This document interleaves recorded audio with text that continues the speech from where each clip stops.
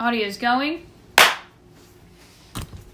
I can't go 3 seconds without ruining everything. I really didn't want this video to just be an angry feminist yelling about something, but sometimes a girl's gotta do what a girl's gotta do.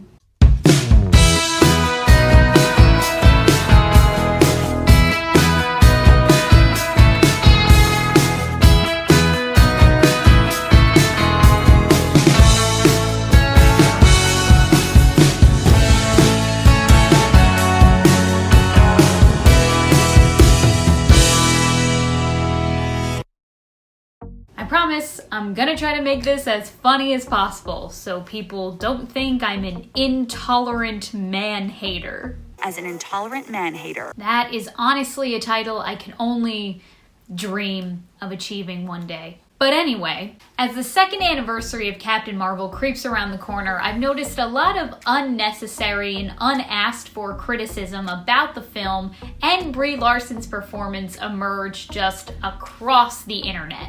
People saying that the film just wasn't good enough, that it was released at the wrong time, or that Captain Marvel was a character people couldn't root for. What? All of this, obviously, stems from sexism. And I'll tell you why. This undermining questioning and doubt only comes when a woman tries to do something. Just in the history of ever. Women are so unfairly ridiculed and judged that even when we try to do something empowering, it comes with a lot of backlash. Let me give you an example. Did you not think I was gonna bring this up? All the Russo brothers were trying to do with this moment. Dad! This guy. See, here's a perfect example of a woman just trying to do her job and being interrupted by a man. Can you stop bursting into song? I didn't know you were filming. I was just up there 5 minutes ago and said, I'm gonna film something. All the Russo brothers were trying to do with this moment was give a shout out to the very powerful women in Marvel. A demographic of characters that are historically overlooked and underappreciated. Instead of just taking it for what it was, the fandom had a field day with this moment and called it, oh, what was the word they used?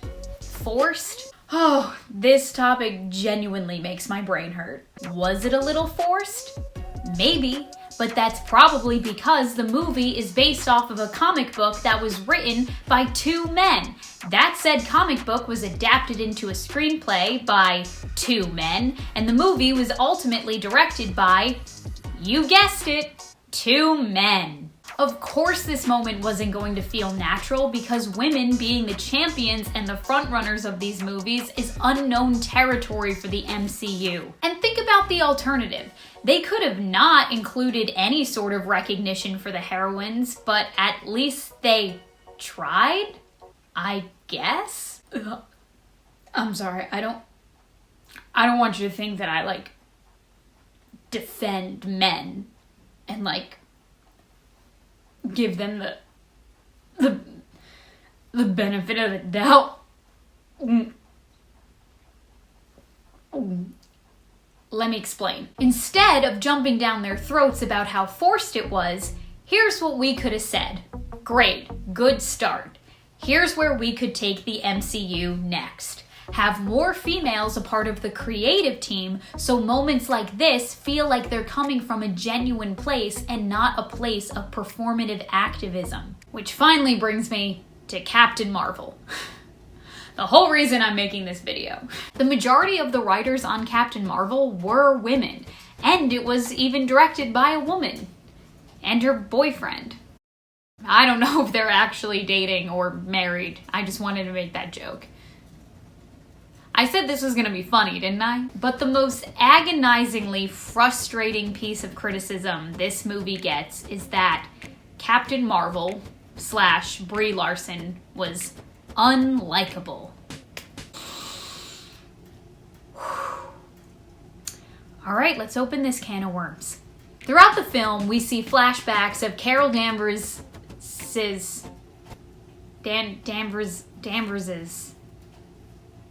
I'm just gonna call her Carol. We see flashbacks of Carol's past and see that she's been going toe-to-toe with men from the beginning. A boy she's racing with yells at her. You're going too fast! You need to go slow! Her father yells at her. You don't belong out here! And the pitcher on the baseball team, okay, this girl's not playing softball. She's playing baseball like a league of their own, throws the pitch directly at her, which we can only assume was intentional. This is all before she joins the Air Force, a predominantly male organization.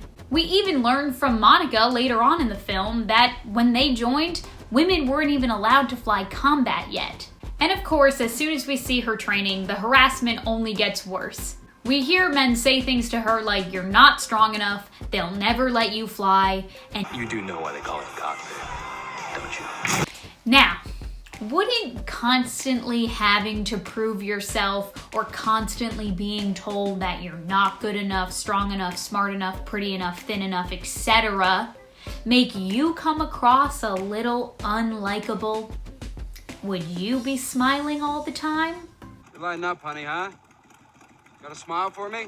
Not to mention, that criticism is reserved for women, okay? No one thought Tony Stark, a narcissistic, overly confident, greedy genius, was unlikable. No one thought Doctor Strange, a narcissistic, overly confident, greedy genius, was unlikable. I think I made my point. Now, I'd like to call Carol's emotions to the witness stand, please. Carol has her emotions brought up 7 times throughout the movie. 7. Don't believe me? I counted. There's nothing more dangerous to a warrior than emotion. Control your impulses. Stop using this, start using this. You struggle with your emotions. You're a decent boy, but you're too emotional. Do not let your emotions override your judgment. Can you keep your emotions in check long enough to take me on? Now, where have I heard that before?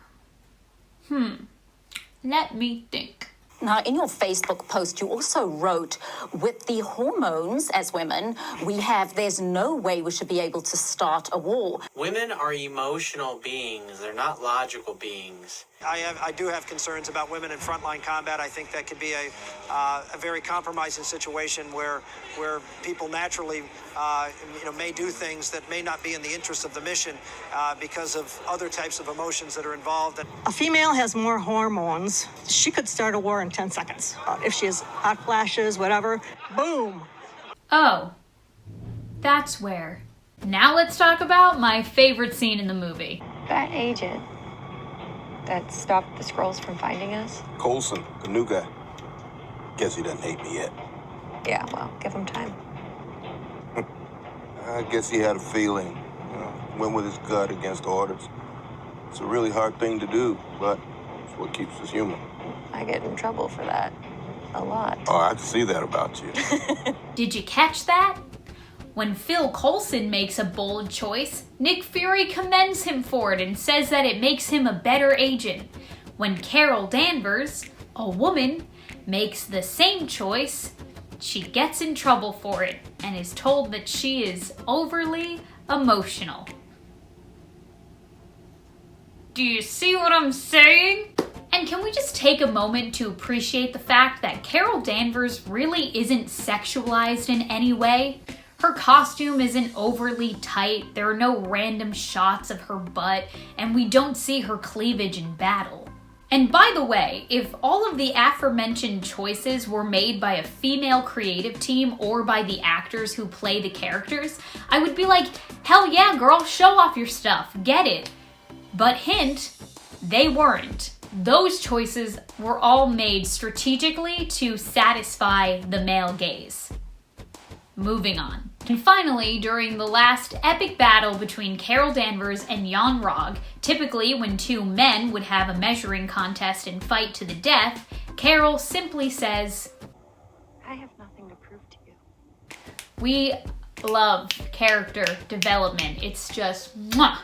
Here's some of my other favorite moments in the film. You do know why they call it. Call me young lady again. I'm going to put my foot in a place it's not supposed to be. I also need to mention the fact that her last fight scene was set to Just a Girl by No Doubt, which is just, I mean, that's feminism right there. Now, I'll be honest. I too was one of those people that walked out of Captain Marvel and thought, ugh, what the heck was that? But that's because I needed to take a step back and remind myself that even as a woman, everything I've been taught is deep-rooted in misogynistic ideals about what the patriarchy wants me to be. With that, I gave Captain Marvel a second watch, and now I'm able to appreciate it for what it is, and I highly suggest you do the same. Okay, end of rant. We got through it. I only yelled once, and I tried to smile as much as I could. Whew, now that that's out of the way, if you want to hear my thoughts about the series finale of WandaVision, you can listen to that on my podcast, Marvelous Movie Mondays. I do that with my dear friend Dylan Randazzo. We post a video of it on his YouTube channel that I will link in the description below, the Dill Pickle Movie Network, or you can listen to it anywhere where you can find a podcast. Spotify, Apple Podcasts, Google Play, a bunch of places, so there's no excuse not to be able to find it somewhere. If you like hearing our thoughts on WandaVision, then you'll love to hear what we have to say the following week. March 15th, we're dropping a video about our villain rankings. We're taking 30 villains from the MCU and ranking them from worst to best.